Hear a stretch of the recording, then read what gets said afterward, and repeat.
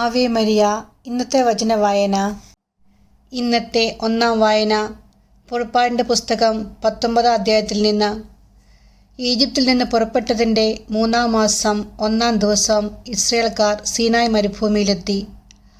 അവർ റഫീദീമിൽ നിന്ന് പുറപ്പെട്ട് സീനായ് മരുഭൂമിയിൽ പ്രവേശിച്ച് മലയുടെ മുൻവശത്ത് പാളയമടിച്ചു. കർത്താവ് മോശയോട് പറഞ്ഞു, ഞാൻ നിന്നോട് സംസാരിക്കുമ്പോൾ ജനം കേൾക്കുന്നതിനും അവർ നിന്നെ എപ്പോഴും വിശ്വസിക്കുന്നതിനും വേണ്ടി ഇതാ ഞാനൊരു കനത്ത മേഘത്തിൽ നിന്റെ അടുക്കിലേക്ക് വരുന്നു. മോശ ജനത്തിൻ്റെ വാക്കുകൾ കർത്താവിനെ അറിയിച്ചു. അപ്പോൾ കർത്താവ് മോശയോട് പറഞ്ഞു, നീ ജനത്തിൻ്റെ അടുത്തേക്ക് പോയി ഇന്നും നാളെയും അവരെ ശുദ്ധീകരിക്കുക. അവർ തങ്ങളുടെ വസ്ത്രങ്ങൾ അലക്കട്ടെ. 3-ാം ദിവസം അവർ തയ്യാറായിരിക്കണം. എന്തെന്നാൽ 3-ാം ദിവസം ജനം മുഴുവൻ കാണുകെ കർത്താവ് സീനായ് മലയിൽ ഇറങ്ങി വരും. 3-ാം ദിവസം പ്രഭാതത്തിൽ ഇടിമുഴക്കവും മിന്നൽ പിണരുകളും ഉണ്ടായി. മലമുകളിൽ കനത്ത മേഘം പ്രത്യക്ഷപ്പെട്ടു. കാഹളധ്വനി അത്യുച്ചത്തിൽ മുഴങ്ങി. പാളയത്തിലുണ്ടായിരുന്ന ജനമെല്ലാം ഭയന്നു വിറച്ചു. ദൈവത്തെ കാണുന്നതിന് വേണ്ടി മോശ ജനത്തെ പാളയത്തിന് പുറത്തു കൊണ്ടുവന്നു. അവർ മലയുടെ അടിവാരത്തിൽ നിലയുറപ്പിച്ചു. കർത്താവ് അഗ്നിയിൽ ഇറങ്ങി വന്നതിനാൽ സീനായ് മല മുഴുവനും ധൂമാവൃതമായി. ചൂളയിൽ നിന്നെന്ന പോലെ അവിടെ നിന്ന് പുക ഉയർന്നുകൊണ്ടിരുന്നു. മല ശക്തമായി ഇളകി വിറച്ചു.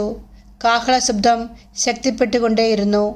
മോശ സംസാരിക്കുകയും ദൈവം ഇടിമുഴക്കത്താൽ ഉത്തരം നൽകുകയും ചെയ്തു. കർത്താവ് സീനായ് മല മുകളിൽ ഇറങ്ങി വന്ന് മോശയെ മലമുകളിലേക്ക് വിളിച്ചു. അവൻ കയറി ചെന്നു. സുവിശേഷ വായന. മത്തായിയുടെ സുവിശേഷം 13-ാം അധ്യായം 10 മുതൽ 17 വരെയുള്ള വാക്യങ്ങൾ. അപ്പോൾ ശിഷ്യന്മാർ അടുത്തെത്തി അവനോട് ചോദിച്ചു, നീ അവരോട് ഉപമകൾ വഴി സംസാരിക്കുന്നത് എന്തുകൊണ്ട്? അവൻ മറുപടി പറഞ്ഞു, സ്വർഗരാജ്യത്തിൻ്റെ രഹസ്യങ്ങൾ അറിയാനുള്ള വരം നിങ്ങൾക്കാണ് ലഭിച്ചിരിക്കുന്നത്. അത് അവർക്ക് ലഭിച്ചിട്ടില്ല. ഉള്ളവന് നൽകപ്പെടും, അവന് സമൃദ്ധി ഉണ്ടാവുകയും ചെയ്യും. ഇല്ലാത്തവനിൽ നിന്ന് ഉള്ളതുപോലും എടുക്കപ്പെടും. അതുകൊണ്ടാണ് ഞാൻ അവരോട് ഉപമകൾ വഴി സംസാരിക്കുന്നത്. കാരണം അവർ കണ്ടിട്ടും കാണുന്നില്ല, കേട്ടിട്ടും കേൾക്കുന്നില്ല, ഗ്രഹിക്കുന്നുമില്ല. യെശയ്യായുടെ പ്രവചനം അവരിൽ പൂർത്തിയായിരിക്കുന്നു. നിങ്ങൾ തീർച്ചയായും കേൾക്കും, എന്നാൽ മനസ്സിലാക്കുകയില്ല. നിങ്ങൾ തീർച്ചയായും കാണും, എന്നാൽ ഗ്രഹിക്കുകയില്ല.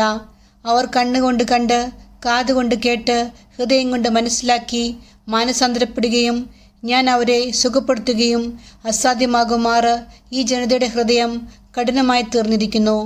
ചെവിയുടെ കേൾവി മന്ദീഭവിച്ചിരിക്കുന്നു. കണ്ണ് അവർ അടച്ചു കളഞ്ഞിരിക്കുന്നു. നിങ്ങളുടെ കണ്ണുകൾ ഭാഗ്യമുള്ളവ, എന്തെന്നാൽ അവ കാണുന്നു. നിങ്ങളുടെ കാതുകൾ ഭാഗ്യമുള്ളവ, എന്തെന്നാൽ അവ കേൾക്കുന്നു. സത്യമായി ഞാൻ നിങ്ങളോട് പറയുന്നു, അനേകം പ്രവാചകന്മാരും നീതിമാന്മാരും നിങ്ങൾ കാണുന്നവ കാണാൻ ആഗ്രഹിച്ചു, എങ്കിലും കണ്ടില്ല. നിങ്ങൾ കേൾക്കുന്നവ കേൾക്കാൻ ആഗ്രഹിച്ചു, എങ്കിലും കേട്ടില്ല. നമ്മുടെ കർത്താവായ യേശു മിശിഹായ്ക്ക് സ്തുതി.